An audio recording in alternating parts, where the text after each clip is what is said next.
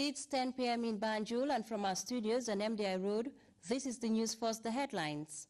The First Lady's Operation Save the Children Foundation receives a consignment of medical equipment courtesy of Child Fund The Gambia. National Volunteers Network honors individuals and institutions for their contribution towards the development of the body. This as the Gambia celebrates International Volunteers Day. A political shift in Venezuela. The center-right opposition wins a majority in Sunday's legislative elections, defeating the Socialist Party's 17-year rule. And Israel steps up efforts to protect its Sinai border from possible terror attacks by the Islamic State. Well, viewers, those are your headlines. With me, WINIFRED NICOL.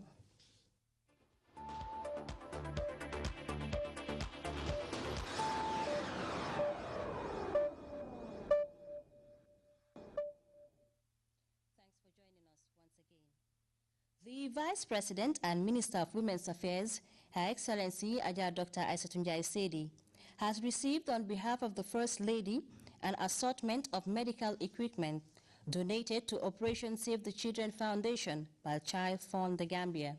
Uminjai reports the medical items are meant for distribution to public hospitals across the country.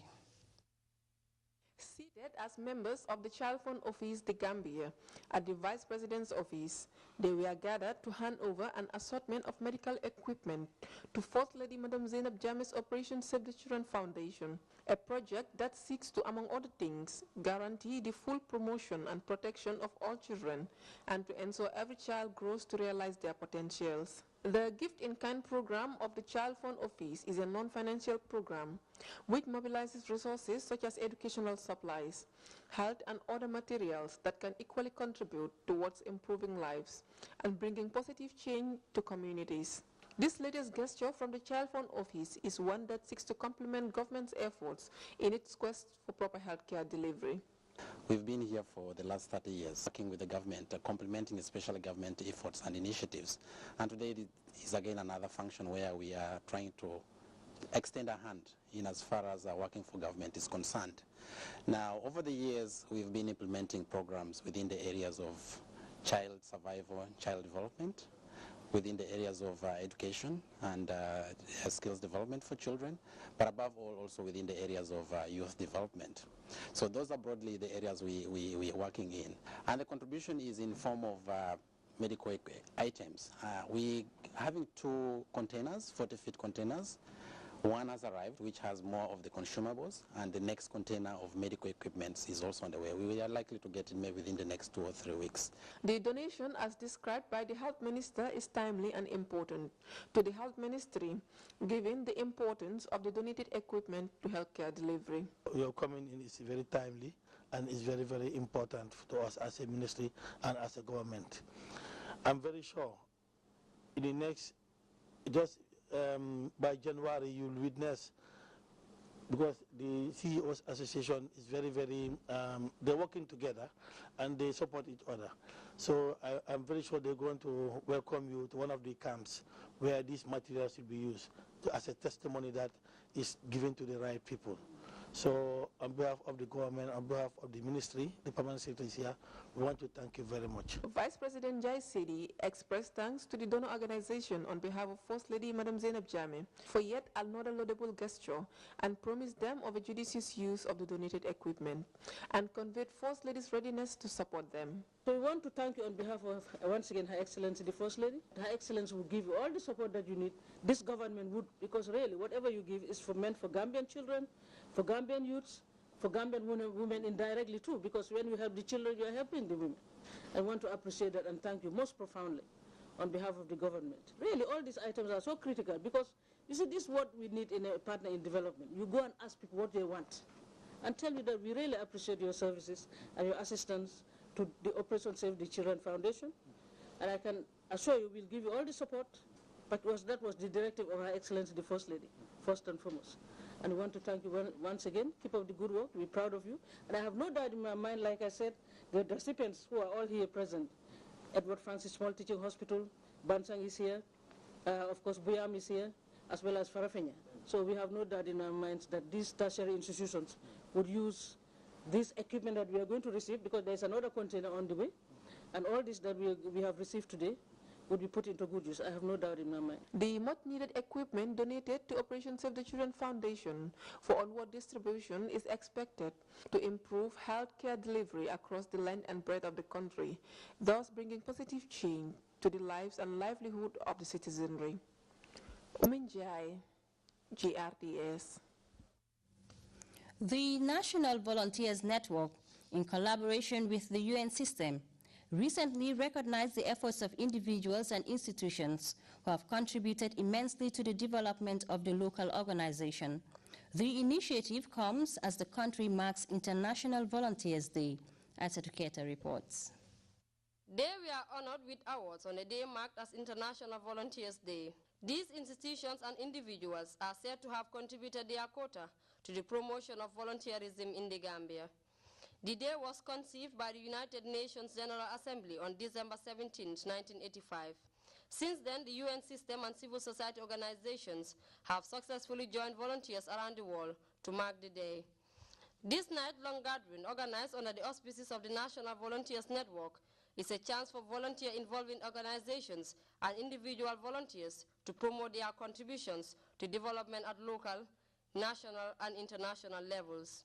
As we celebrate International Volunteers Day, we recognize the outstanding contributions of tonight's awardees in our communities, various localities, and the nation at large. Those being honored here are doing inspirational work for sustainable development in their communities and for the nation in their respective ways of operation. This year's celebration focuses on the act of volunteerism that is based on commitment on the universal values of solidarity, commitment, and engagement. Hence the theme, "Your world is changing, are you volunteer?" The message calls on each and everybody to volunteer because volunteering makes a difference. The Sustainable Development Goals, or SDGs, which were launched in September this year, challenge every one of us globally to make change happen in order for us to meet the goals by 2030. Our collective actions will ensure we end poverty everywhere by 2030. We are challenged by the SDGs to make sure that we leave no one behind in our efforts to meet sustainable development goals. With a series of programs following this award night, volunteers are calling for continuous support and service to volunteerism, thus instilling the spirit of volunteerism in the younger generation. Isa Tuketa, GRTS.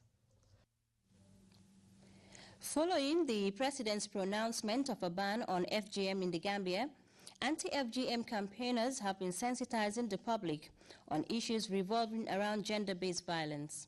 The latest group to react to that development was a local organization dubbed Think Young Women.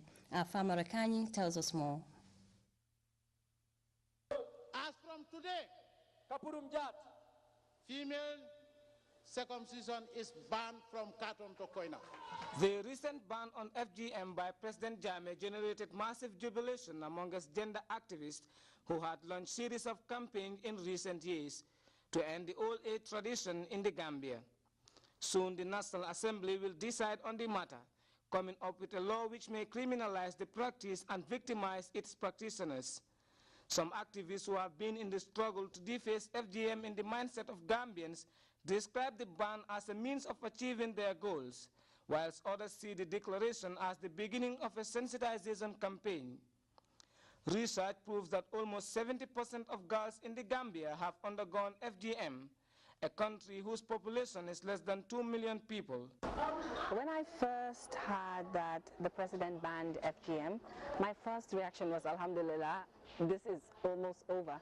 We are very happy that this time around it coincided with the banning of the pronouncement made by His Excellency to ban the practice of FGM. Now that they have got the executive backing and the might towards ending this deep-rooted cultural practice, one of the major challenges that we are facing is the issue of language barrier. As we all know, there are certain communities that do not accept the way that we perhaps will say FGM in their local language. There's another way, that a more acceptable way that they have in their different communities that they believe that FGM should be addressed in that manner. So sometimes these are some of the challenges that we might face as young people. And another issue is perhaps we need more collaboration and more partnership in order to put together our efforts, because we are all fighting for the same thing and we are all yearning for the same result. So it's important that we put together our collective responsibilities, our collective efforts and resources in order to see to it that FGM has been abandoned in the Gambia. This is just the beginning of the campaign. And I remember telling Jama, oh, congrats, I guess the campaign is ending. And she was like, no, this is actually where the work begins. Bringing on board conservatives who strongly believe that the practice is part of their culture and the religion of Islam may be a challenge. The platform has been set by the Gambian leader. The women of the Gambia always draw their source of power from President Jammeh, described by many as a father and a friend who always fight to protect and preserve the dignity of women and the rights of the girl child. For Grts News, I am Famarakani. The West African Insurance Institute recently graduated the 35th and 36th batches of students. This after they completed 12-month certificate and diploma in various fields of studies. Kumaba was at the ceremony and she now reports. They are the latest batch to graduate from the West African Insurance Institute since its inception in 1978. These young men and women are expected to serve as ambassadors or role models in the Gambia and beyond. Having acquired quality education, with expectation already high for this group to further partake in the development aspiration of the country. You will leave this place with your heads held high, proud of your achievements and the knowledge you have gained, which is yearning to be put into practice. René Descartes, a highly influential French philosopher, mathematician, physicist, and writer, who lived in the 16th century and was referred to as the father of modern philosophy, once said, and I quote, "It is not good enough to have a good mind. The main thing is to use it well." The West African Insurance Institute is reportedly said to have championed this cause to invest in the education sector, as the government recognizes the positive contribution of the institution in providing dedicated specialists within the insurance sector, as well as other specialized areas.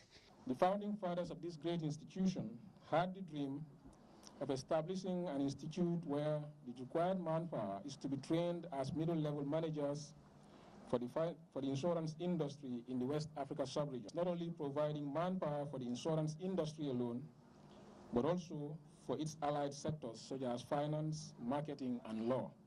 Over the years, the institution has witnessed significant advancement in the area of education, both locally and internationally, by providing quality education for young Africans at post-secondary and tertiary levels. We are gathered here to honor qualified entrants into the professional ranks of esteemed insurance industry. I salute the graduates. You have chosen well. Managing risks as a most noble profession. For every development in life, every journey towards a worthy cause is a risk. And we all know that Africa today is on a journey to development. The continent has embarked on a journey for democracy, for rights, for dignity, for socio-economic development. This graduation of the 35th and 36th batches of students from the West African Insurance Institute is a symbol of commitment and persistence in professionalism, as well as the overall contribution to the country's economic growth. Certificates and awards were given out to deserving students and outstanding institutions who contributed in the advancement of the institution. We are all graduates of the 36th batch of YE 2015, and we share the common concept of this noble institution: knowledge, spirituality, and freedom. After completing a one-year diploma in various courses, these young men and women are expected to improve the insurance sector, both in the Gambia and beyond, by helping transform societies. Kumbaba, Grts. We'll take our first break now. When we come back, we'll take a look at how voters in the Latin American state of Venezuela massively voted against the ruling Socialist Party in the country's parliamentary elections.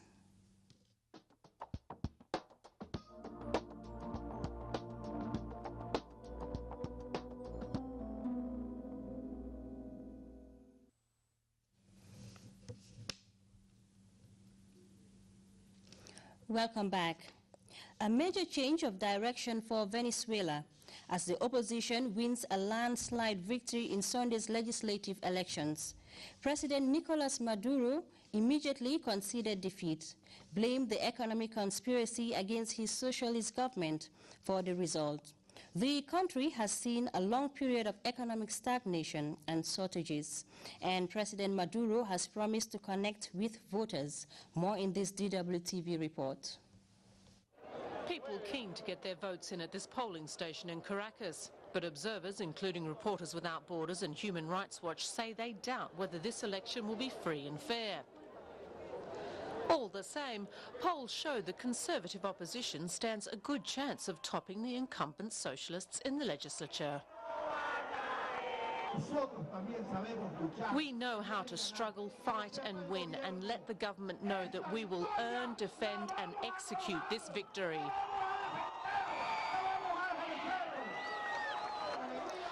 The opposition Democrat Unity Roundtable coalition is likely to benefit from people's discontent with the current government.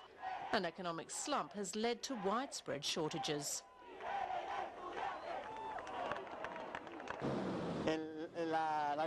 The desperation of the people has reached its limit. We have insecurity and shortages of basic goods and medicines. Hospitals are falling apart. President Nicolas Maduro, who has been in office since 2013, says the opposition just wants to cater to Venezuela's elites. He says a conservative victory will cause unrest and even violence. Sunday's election is a choice between two models, the model of the pure Bolivarian and Chavista homeland and the model of the anti-homeland, backstabber, Yankee and crooked right.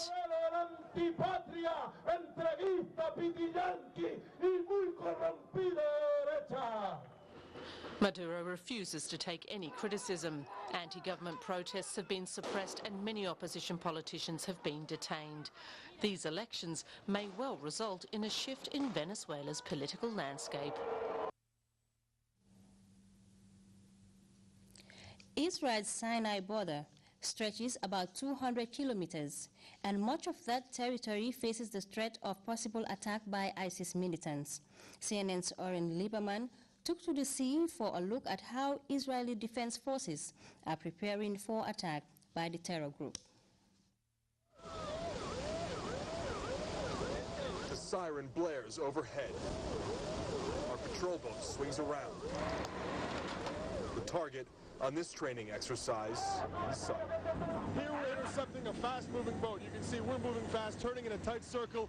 Our target behind us and to our right also moving fast on the water, and that's the threats they're training to deal with here.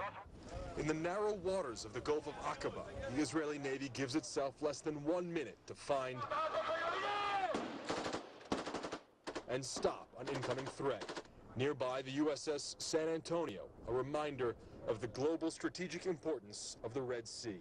Part of the reason the area is so sensitive here is because there are 4 countries within just a few miles of each other. There's Israel, there's Jordan, that's Saudi Arabia, essentially behind me to my right, and here behind me to my left, you see Egypt. In one exercise, 2 jet skis reach the shore, police ready to make the arrest, coordinating to stop the double threat of smuggling and terrorism. Today is the ISIS, it's our biggest threat. So we're doing drills like that once a week, sometimes twice, sometimes in the day, sometimes in the night, to make all soldiers be ready. The threat of ISIS stretching from Eilat, where boats patrol the Gulf of Aqaba, to the Sinai border, more than 125 miles long. This road here, and you have a good sense of it right here, gives you an idea of the terrain of Sinai end of the Negev Desert. It's hills and valleys among these stark, basically rocks and sand here. Regular army patrols run along the barbed wire fence between listening posts, Egypt's border road, and their security stations less than a mile away. The area sparsely populated on both sides. We drive up to a lookout, peering over the barren desert across Egypt and Israel. And what we see in front of us over there is the new fence. The border fence, at first built to keep out migrants, is now meant to hold back smugglers and a terrorist threat, most recently ISIS Sinai. We know what's out there, and that's what it is. We have to guard against it. Egypt has been struggling to suppress the ISIS-led insurgency in Sinai, but they have succeeded in destroying nearly all of the smuggling tunnels between Sinai and Gaza, forcing the smugglers to look further south. Smuggling has become more lucrative and more dangerous. We have seen definitely an increase in these very violent attempts to cross into the Israeli border. As the threat evolves along the Sinai border, so does Israel's military, keeping watch against an enemy that remains, for the most part, unseen. In the Negev desert, Oren Lieberman, CNN, Southern Israel. We take our second break now. Sports is next.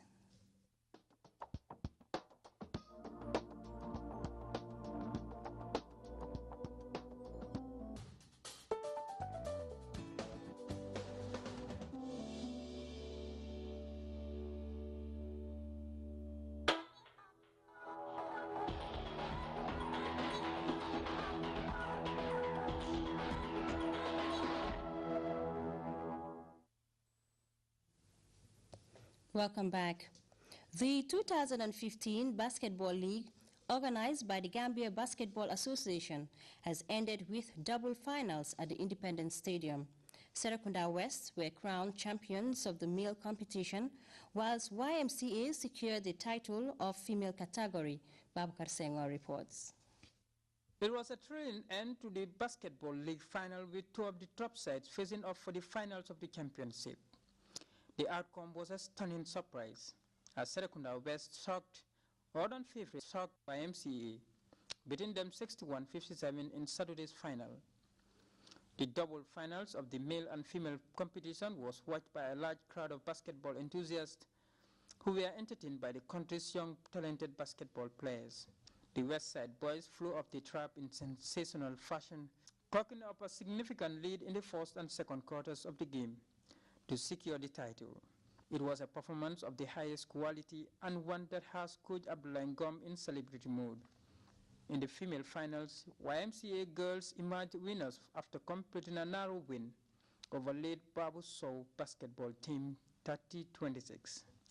YMCA came into the finals in confident mood but were dealt a blow with that defeat by a determined Serekunda West side. We are very satisfied with the win because this is a team that will have been winning us twice in the league. So this time we step up to show them that we will not allow them to win us 3 times. That's what we saw today. They have shown a very good character. At the third quarter, we were a little bit tired. Jama gave us a lot of trouble. So that's what, but after all, we changed this tactic against her so that we can know how to stop her. For the head coach of late Babu Sow, it was a disappointing end to what was a promising season. My guys did not play well. Just so they didn't play well. The last final of the game, they were standing. So what is the problem? It's good. It was another successful end to a very exciting season, and that outcome showed the competitive edge in the basketball league. For now, we don't have the funds. We really want to go back to the governors, to regions, to be able to help us for us to be able to have regional tournaments. But it's a start. Basketball was dormant for like over 10 years, and recently we came back from Mali with a bronze medal, and now here's the final. It's beautiful. We'll take one step at a time, but really I just want to thank everybody, and also I just want to appeal to everybody that we need to have an indoor basketball court. This message to His Excellency President Yahya Jammeh that Gambia basketball is on the move, and we need your support to help us to get an indoor basketball court, and we will inshallah bring the trophies that you need. Serekunda West were deserved champions on a night. They made a compelling case for a reset in the balance of power in domestic basketball league. For Grts Sport Days, Babakar Senghor.